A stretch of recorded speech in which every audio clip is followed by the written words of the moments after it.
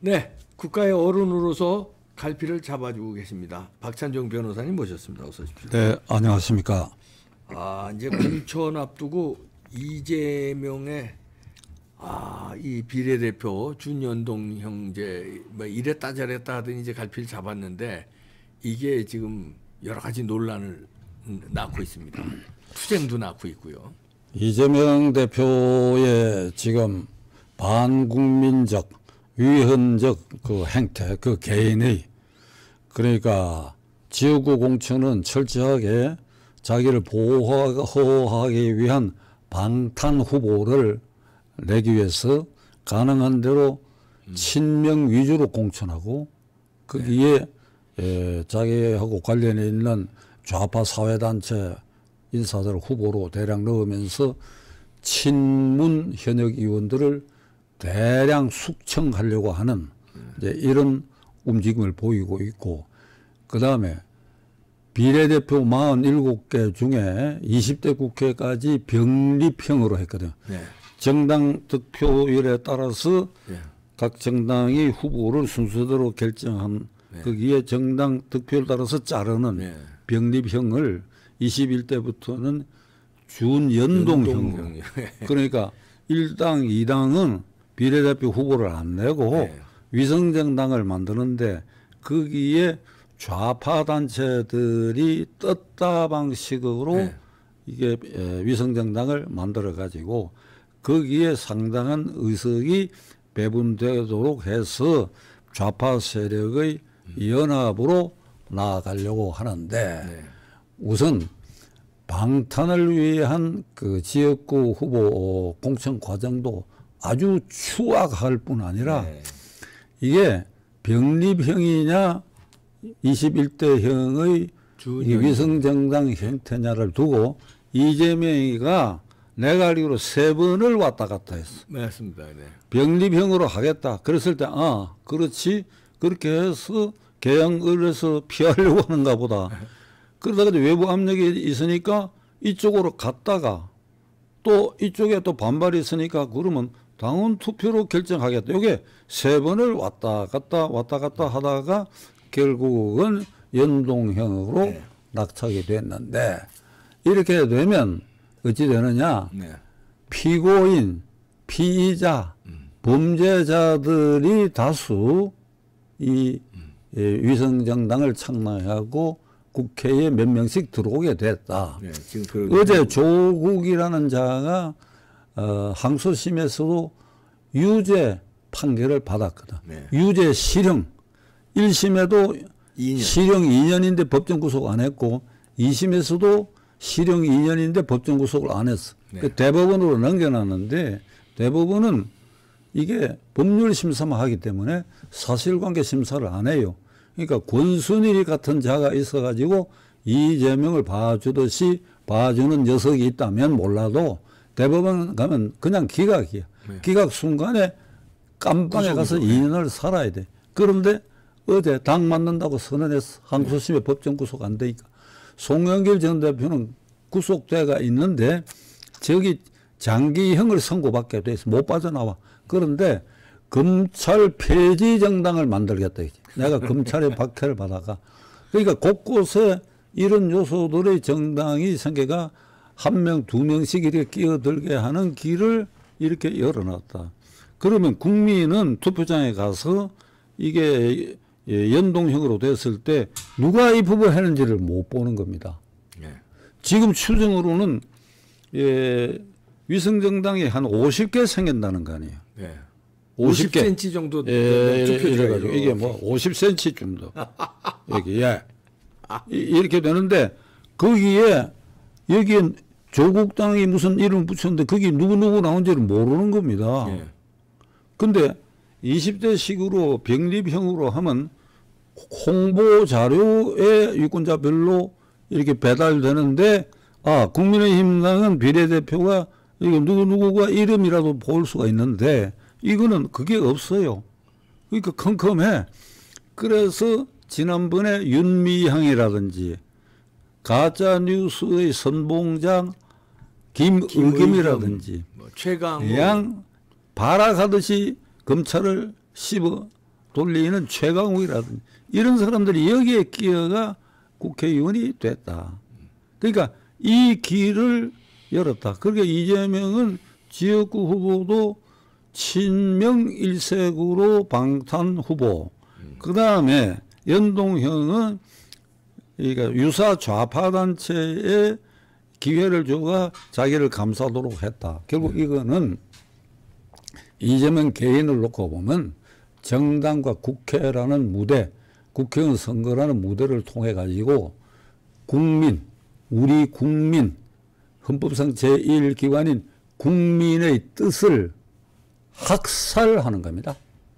민의를 학살한 거예요. 학살하는. 민의 학살범이네요. 그러니까 히틀러가 유태인 학살하는 거와 그 정신적으로 국민의 민의를 학살하는 거나 그게 진배 없다. 똑같다. 민의를 학살하는 행위를 지금 하고 있다. 네. 그러니까 이러다 보니까 어떤 일이 생기느냐. 이러니까 국회의원을 서로 하겠다는 거예요. 박이 터져. 예. 근데 이게 왜 그러냐는 지난번에 한 말씀 가볍게 드렸는데 국회의원의 특혜가 너무 많거든. 너무 많으니까요. 그 다음에 특권이 방탄이 된다고. 조국이나 이게 송영길이 노리는 것도 국회의원이 되면 뭔가 검찰에 영향을 미칠 수 있다. 이렇게 보는 게고. 그 다음에 지역구 후보로는 1심 실형받은 이게 황운하 같은 자. 그 다음에 재판 중인 노웅래 같은 자도 전부 면죄부를 받고 지역구 후보가 될 가능성이 많은데 이건 완전히 민의를 학살하는 과정이고 그 과정에서 친문 계열 안에 이게 쟁투가 일어나고 있어. 친문. 문재인 대통령을 지지했던 그 그룹 안에서 서로 공천을 받으려고 대표적으로 추미애 전 법무장관과 비서실장 임종석이 지금 맞붙어 버렸어. 추미애 장관이 무슨 얘기를 했는가 하니까 윤석열 탄생을 시키는 데 있어서 문재인 정권에 책임 있는 사람들은 석고대죄하라 그랬어. 그러니까 윤석열이가 후보가 되는 과정에 결국은 문재인 정권의 잘못이 있다. 그럼 비서실장 임종석이나 노영민 이런 부류의 사람들이니까 석고대죄해라. 어디 국회의원 나오느냐 이랬다고. 네. 그랬더니 임종석이 대답하기를 누구 친박기 하게 한다고 그랬거든. 그러니까 윤석열 검찰총장을 대통령으로 만든 것은 문재인 정권의 실세들의 어떤 작용이 아니고 한 사람으로 말하면 추미애 법무장관이에요. 추미애 법무장관이 1등 공신이죠. 예. 법무장관을 2년 하는 동안에 검찰총장을 완전히 식물 상태로 만들고 이게 징계 처분하고 업무 정지하고 그렇게 소송해서 살아나고 그러다가 그만뒀기 때문에 식물 총장 신세를 면치 못했고 그래서 재작년 3월 9일 개표가 끝나고 저는 제 유튜브를 통해서 이번 윤석열 당선의 1등 공신은 추미애다 이랬더니 순간 조회수가 80만이 올라옵니다. 그 뒤로 다른 거는 쑥 빠져버리는데 그러니까 이 사람이 뭐 동작을에 나간다 아니면 원래 자기 지역에 나간다 그런데 거기는 고민정이라고 하는 또 친문 대변인이 있으니까 그래서 최근에 공천은 받아야 되겠고 그래가지고 일찍이 작년 가을에 이재명 대표는 깐디와 같은 무저항 성자의 길을 가고 있다.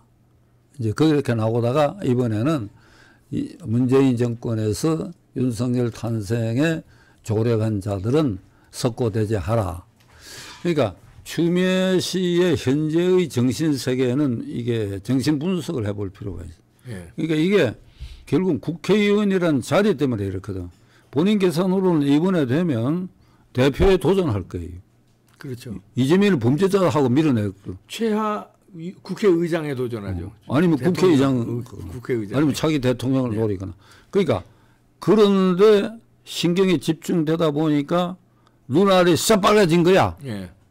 그러니까 이성을 잃은 거야. 그러니까 되는 소리 안 되는 소리를 막 질러대는데 이게 오늘날 이재명이 장악하고 있는 과반수가 넘는 21대 국회 말기의 정당 공천 국회의 모습이다.